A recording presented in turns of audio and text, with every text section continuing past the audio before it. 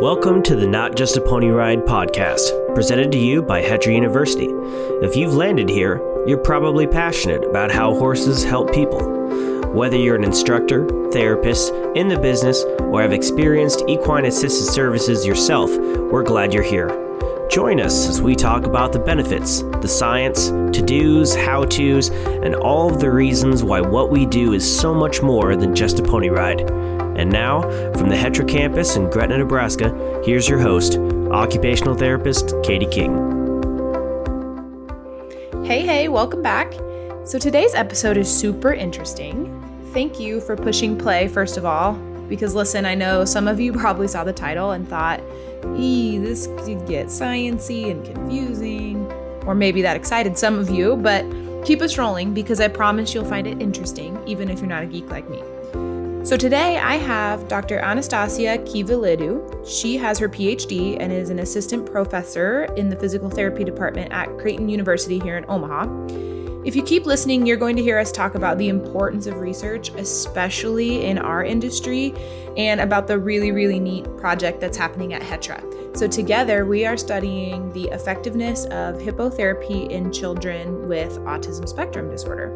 So Dr. Kyvelidou is going to tell us all about that and more about why and how you can start research on your own. She is just a super smart and just one of the nicest, most down-to-earth people. So I think you're really going to enjoy hearing from her. Anastasia, thanks for joining us. Thank you very much. I'm glad to be here. Well, I am excited today to share with everyone basically that HETRA has started a research project with you and Creighton, a local university here in the Omaha area. And we here at HETRA really believe in the importance of research and why it's so important for our field to help spread the word about the benefits and what we're doing and how much of a healthcare service it really is because of the benefits that we're seeing. First, let's get started first so everyone can meet you. Tell us a little bit about you and kind of how you ended up here at HETRA with us. Yeah. So I'm originally from Greece, so that's why you hear the accent in my voice and the long name. But I've been a professor. I did actually my studies here at UNMC and UNO, and I was a professor at UNO for 3 years. And then I moved to Creighton, where my husband is also a professor and part of this project. It's interesting because my chair, Dr. Kirk Peck, is a physical therapist for dogs and horses. So he brought me here right after I got the job. And actually I saw a session. I was always interested in hippotherapy as an undergrad. I had taken writing classes at the university in Greece. We had like a writing class with horses, but it wasn't like therapy. It was more like getting engaged with the horse, riding skills, all that. And I always find it fascinating. I had read some studies, but I wasn't really, my research wasn't towards that area. So he brought me here and I saw a session with a child that basically was almost nonverbal. And then on the horse, he could say the numbers, he could say the colors, and you could see the parents, how, emotionally invested they were in what was going on. And I was like, oh my gosh, this is magic. So I started after this visit, I started looking because my research is in the area of developmental disabilities. So looking at how children develop their movement skills, especially those that either have a diagnosis of cerebral palsy or they're at high risk. And most recently with kiddos with autism. Okay. So I started reading more of the literature and I found so many compelling evidence that says it can benefit the social skills. It can benefit their adaptive skills. It can benefit their language. But why? And the question that comes up all the time is why? And then I started reading more about it, and there were more assumptions about why it's working rather than evidence towards that.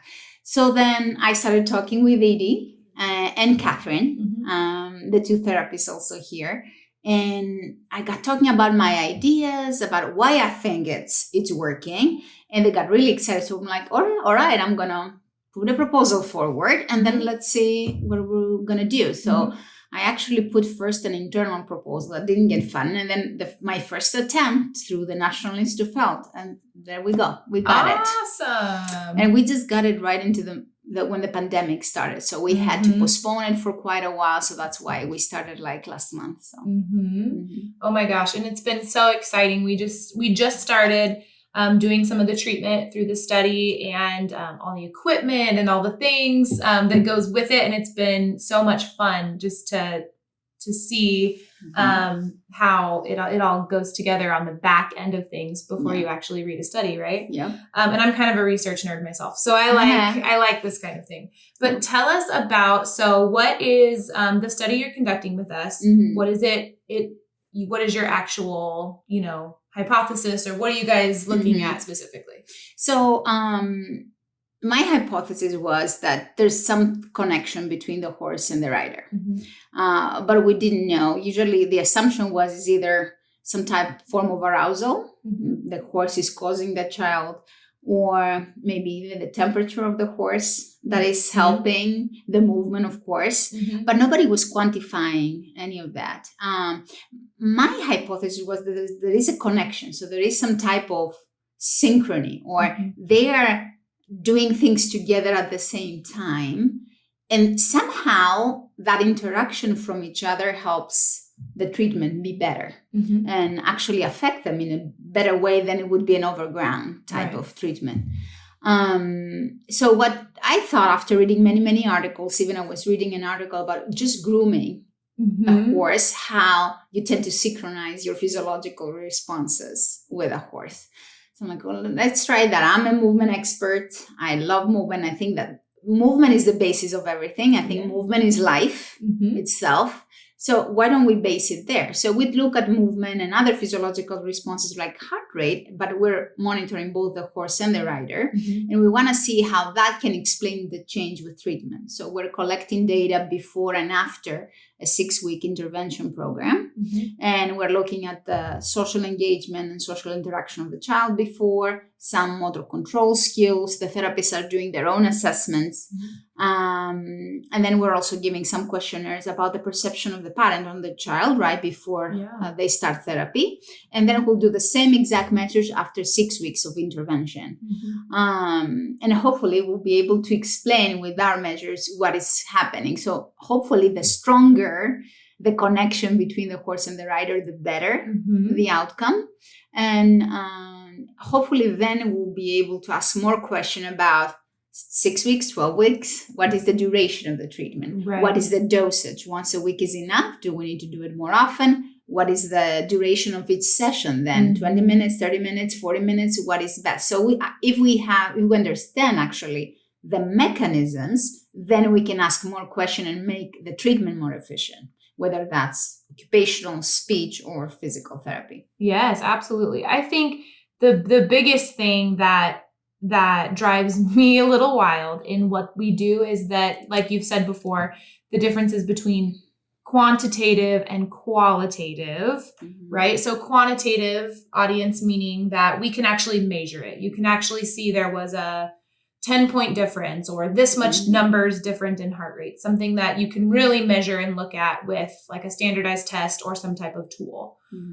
What we see most often in our line of work is the qualitative stuff, meaning mom comes in tomorrow, after their session and says, well, I don't know, they just slept better, or they just paid attention in school better, or they just seemed in a better mood. And those are the qualitative things that we see, which we know are happening because parents are reporting it. But how are we measuring those things, and why is qualitative data not enough, especially in the eyes of like medical insurance or, these types of things? The importance to identify quantitative information is key. Exactly. And I think the way we are doing it together and as a combination of looking also the qualitative aspect, we're looking at the perception of the parents and how their child's behaving at home, and also the qualitative data that we get from the horse, because the horse has their own character. It's not just the rider, it's the horse too. So we are videotaping and we're getting qualitative data of the behavior of the horse. And maybe that can explain something or can tell us something that is happening. Maybe you see a child that is really uneasy on the horse, but maybe it's the child causing that behavior to the horse or vice versa. So at least by recording it and monitoring that, we can actually look at those too. But you're exactly on point. It's like we don't have enough qualitative or measures or numbers to put down and say, okay, yeah, we caused this much of a change, so let's check it out. Let's dive in more and have more data in this area. Yeah, and I think that was something we really looked at heavily here at HETRA, and I know other centers struggle with it as well, is that we really don't have a really, really good way to even evaluate a lot of our participants that come. We can, of course, use like the BOT2 and the Vinland. We use some standardized assessment measures that we use in typical therapeutic practice that you would see in a clinic. But those assessments aren't always measuring exactly what we're seeing, because we're seeing so much more in such a short period of time. And so identifying what those measures are going to be was really hard. How did you guys identify, specific, both what tools are you guys using to measure and how did you identify what to use? Yeah. So I did a lot of research in the literature, of course. I also talk with other people that are doing similar research, like in Colorado, they're heavy in hippotherapy or equine riding, assisted riding. And I look at what tools they're using and how sensitive those tools are, because some of them might be able to show you difference over, let's say, a 6-week. Some of them might need longer time to see a change in behavior. The other thing is I'm trained as a movement scientist. So I took so many courses in mathematics. So I know a lot of different tools that we can use to analyze numbers data. So one of the tools we're using is a Force platform, which is like a very expensive weight scale for the layperson. Imagine that you're just standing on it, but instead of measuring your weight, you're measuring the forces that you apply on the ground. And that could tell you a lot about how your brain helps you control your standing posture. And that measure, at least I have used it a lot in infants and children, is a very sensitive measure of showing you change with treatment. We have done it with kiddos at high risk for autism. We have done it with kiddos at high risk for cerebral palsy, really young infants. And that was one of the really good tools that we had that could show change with treatment. So I took that from that area of my research and put it here. Whereas somebody would do, like you said, as a standardized scale, like the BOT or the Mullen scales of early learning, the Bailey, some of those standardized tools that they basically tell you, do you observe or you don't observe a behavior? Right. I'm telling you, how do you do it? I'm giving you a number. Let's say when you're standing, if I'm just looking at you, I can say, oh, you are swaying more or less, right?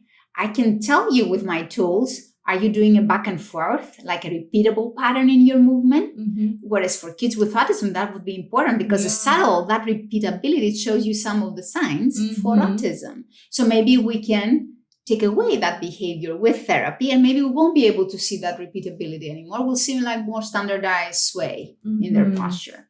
So that was one of the tools. The other ones, I was very familiar with the measures in terms of synchronization, how you can take two series of numbers and how do you see if they match with each other. So I took my knowledge of those tools by putting it in this context. And it has been used in other forms. A little bit has been used with professional riders, and they want to see which one is the best rider for what horse. Oh, interesting. So I have seen that in the literature. But really in this context to explain treatment, it hasn't been used. So I think that was one of the innovative parts of the research that National Institute of Health wanted to fund. Yeah. So. And those numbers come from the sensors that we're placing on our students, right? So audience, so before our riders get on, they're set up with a heart rate monitor, both the participant and the horse. So we're monitoring those at the same time. They also get sensors placed on the halter of the horse on their head. And then the participant gets one on their helmet as well. And then there's another sensor on the saddle pad sitting just directly behind the rider. And then, am I missing? Oh, and then the one on the chest and pelvis. So we're measuring all of those points of movement at the same time, simultaneously between the horse and the rider. And then, like you said, we can match those numbers. are they matching, are they not? Mm-hmm. How in sync are they? And then what behaviors do we see as a result of those, correct? And actually, even you go really deep into the math, you can also see who is driving which. So is the horse the leader or is the rider the leader? And if that is changing with the treatment, maybe at the beginning, the horse is the leader. And then as they go through the intervention, maybe the rider is the leader. Now we haven't experienced maybe we've changed the behavior now. We will see. We haven't analyzed data yet, but at least we can do that. This episode of the Not Just a Pony Ride podcast is sponsored in part by Equiforce. Equiforce is a database that allows you to track every facet of your organization, from horse, donor, and volunteer management to scheduling, grant tracking, incident reports, and tracking participant progress too. This is not a one-size-fits-all setup. Instead, Equiforce personally works with you to learn how your facility functions and takes note of your specific terminology so that they can create a unique system to match the needs of your organization. And of course, Equiforce provides an ongoing training and support so that your database can grow with you.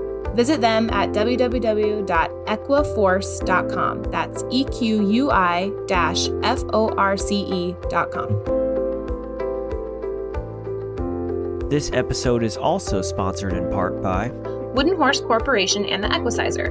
The Equisizer is a handcrafted, non-motorized mechanical horse used by equine-assisted service programs worldwide. The Equisizer requires no electricity, tools, or maintenance and can be used indoors or out for evaluations, warm-ups, stretching, mounting, dismounting practice, and volunteer training, and build confidence with students, clients, and volunteers. It can easily carry the weight of 2 adults, offering the unique option to ride tandemly. To learn more about the Equisizer, visit equisizer.com. That's EQUICIZER.com.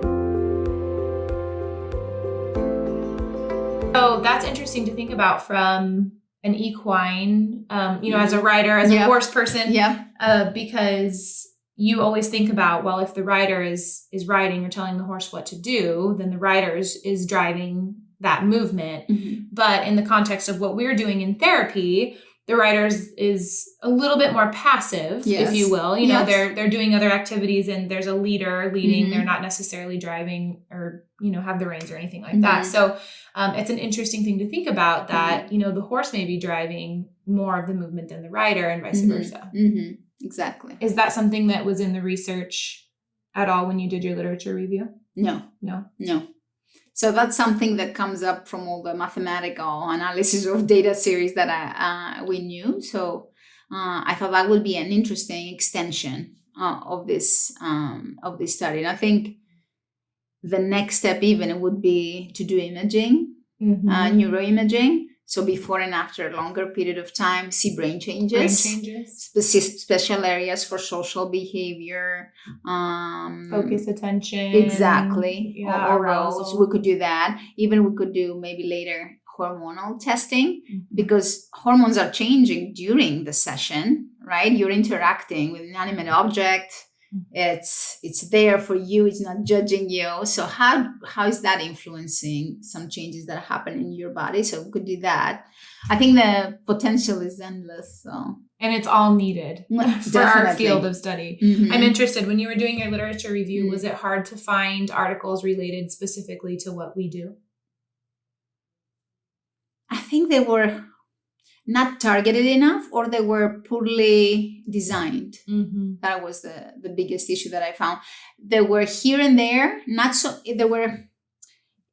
so hippotherapy is doing therapy on the horse, either PT, OT, or speech. Right. And then there is equine, how they call therapeutic riding. Yeah, like equine assisted therapy services, that kind of thing. Right. So the one is very different from the other. So you need to look in the literature a little bit more and see, it's not the same protocols, but it's an interaction with a horse. So that's good. And then the measures that you see out there, they're varying so much that I'm trying to do actually systematic review right now, and I'm having hard time organizing my thoughts around it because there's so many different measures. Let's say they have 5 subjects, they have 6, the amount of people that participate there, it's very small. So they're not very strong studies. They don't do a control group. So meaning that I have a group that goes through an intervention and the other one does not. So we make sure that something to compare to. Exactly.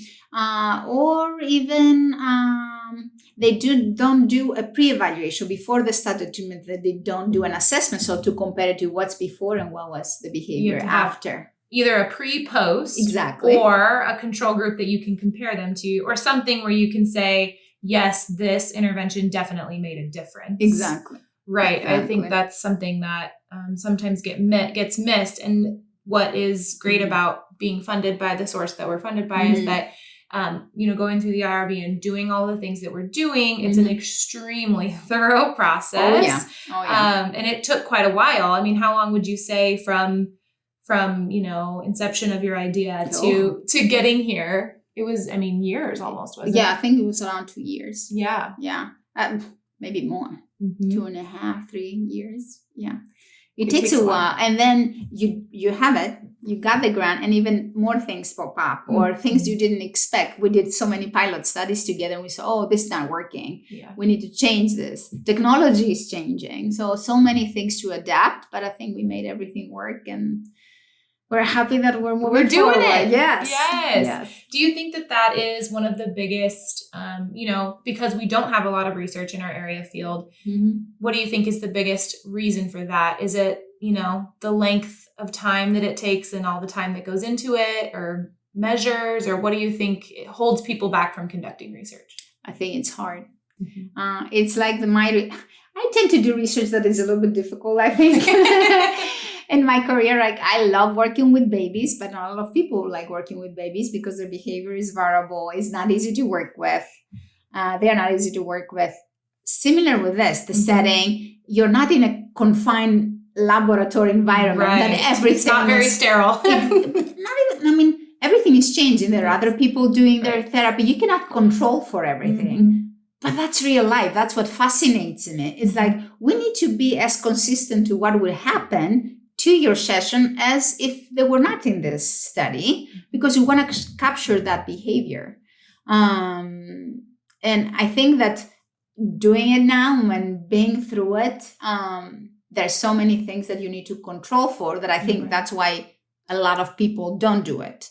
Then there are not a lot of centers like HETRA that in different places of the United States, maybe they're more available, but I think it depends on where you are and how accessible these services are and collaborators that are interested. Yes, that's huge. I think having someone on board that has access to kind of some of those resources already. Like I'm a Creighton grad, go Blue Jays, but so they're a very research heavy institution. They really are. And so you have a lot of access to either the people who know how to do it or, someone else who can help the people who know how to do it. Yeah. So that is really helpful. And I think going into something as big as this, either, blind or, not having done it before would make it extremely difficult and kind of a daunting task. I think the connection was there when I first met Edie, Catherine, and now you, that we're all part of this study. It's like, you're really invested as an organization to research and understanding more. So that makes it the collaboration between researcher and clinician and equine therapist. It makes it a much more successful collaboration and a much more enjoyable one too. That's absolutely right. But I think that's why this, even though it has taken so long to reach this point, we never gave up. We were all exchanging emails, trying to figure out all the little pieces that will go together. And that's why I think it's working so well so far. Yeah. And in the long run, when we get to the end and see the data and, no matter what it is, it will be worth it because that's one more step closer to being a quantifiable science because we see the benefits every day. We just need to be able to measure it. Yeah, you must be tired of hearing me telling you, oh, this is magical. Oh, this is wonderful. No, never, ever get tired of that. Ever. Yeah, we've seen it already in our first couple of rounds here. Yes. So what would you say to someone who, wants to do more research or wants to get involved, but, might not know how or not know where to start? I say just go directly to the source. Now with the internet, just find emails. If either you're a participant, you want to participate, or you want to be involved and help in research, just go to the source. There is not a good way to reach someone. And I know we as researchers, we always want help and more hands to help us with that. But I think also for the families is good that their children are receiving services. Not a lot of people knew about the study, so we advertised through Facebook, through HETRA, through different means. So a lot of people found out about it and they got interested. But I think the biggest, advice I could give is just go to the source, find email, call, and I'm sure you'll find something. Yeah, just find someone who's already actively researching. Yeah, and I think that's a big part of it as well, is that to look outside of your box, right? So maybe you would reach out to a center, and we're not aware of any, immediate research opportunities, but look for like Creighton or the universities or somebody in your area that might be conducting some kind of research, or if somebody's even interested, because sometimes ideas get born and you don't even know that it happened.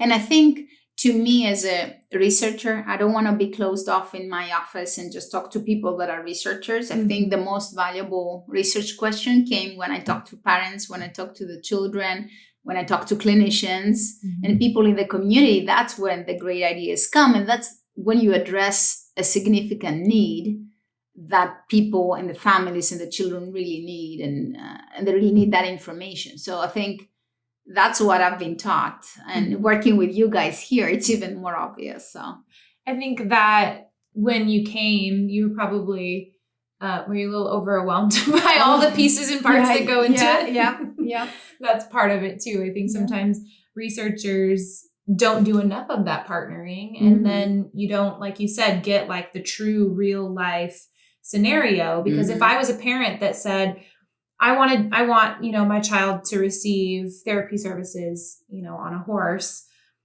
because I read this study and I saw the benefits. Well, how was that study conducted? Maybe it wasn't a busy arena like we have, or it wasn't, the environment plays such a role in it that if you don't conduct your research in a real life scenario, when the people who consume your research, right, after it's done, read it and say, oh my gosh, I want to do that. They have to expect the real life scenario and the real results. So. In my other studies, we were used to collect data in the lab, and then we went into babies' houses and collecting data just to get the real behavior. So, did you see a big difference? I think you just see the child being more comfortable in their own environment. Now, granted, you can control different things, but you really do get the better. I think that the improved behavior of the child. They tend to be a little bit more hesitant when they come in the lab, more reserved. But in their home, they're much, much better. And you can see the true behavior. Maybe, let's say they would underperform in the lab. They would be exactly where they are at their home. I think that's something to be said too, especially about what we do, is that we see sometimes in the first 1 or 2 sessions, not maybe a true performance. And then because riding a horse is so different. And specifically the kids that we are seeing in the research have never ridden before. But that's the case with maybe any participant that walks in our doors. They may have never ridden before. They may have never been around horses before. So you can't expect that those first 1 or 2, even 3 sessions are going to be what's typical for them, I guess, and so the further they get into it, the more you see all of those skills and things just boom off like crazy. And so I think that duration of study is really important for what we're doing, especially. All right. Well, we're getting close on time here. I always wrap up with the same question. Okay. Which audience I did not prep her with before we came in. So you're getting the real deal. Okay. So no pressure. It's if you have a kindred spirit or a spirit animal or some kind of animal or object or thing that you relate to. Or if you've ever had the pleasure, I know you said you rode some in college, if you ever had like a special horse in your life or a horse that has touched you. You can answer either. No, I still remember the horse I rode the most, which was a big white horse. I don't remember the name. It was 20 years ago. But it was it was like, I think one of the big white horses we have here. Remind me her name. Lady. Yes, and my daughter loves Lady.